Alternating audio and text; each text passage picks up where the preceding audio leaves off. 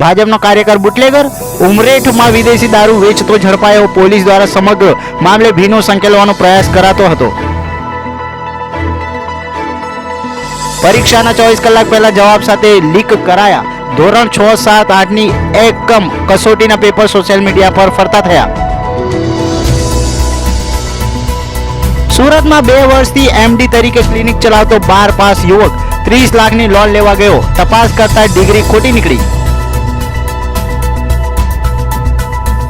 પ્રેમીએ પ્રેમિકાનું ગળું કાપ્યું. સુરત બાદ ગાંધીનગરમાં કાર બની ત્રાટક્યો પ્રેમી. નદી કિનારે પ્રેમિકાને બોલાવી કટરથી ગળું કાપ્યું. આરોપીની અટકાયત.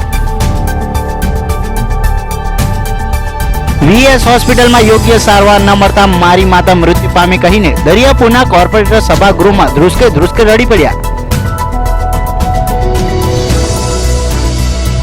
ખેડૂતો નાના ઉદ્યોગકારો ફસાયા. સરકારે સોલર પોલિસી મુદ્દે હાથ ઊંચા કરી લીધા. પોલિસીમાં 7% વ્યાજ સબસિડીની જોગવાઈ છે.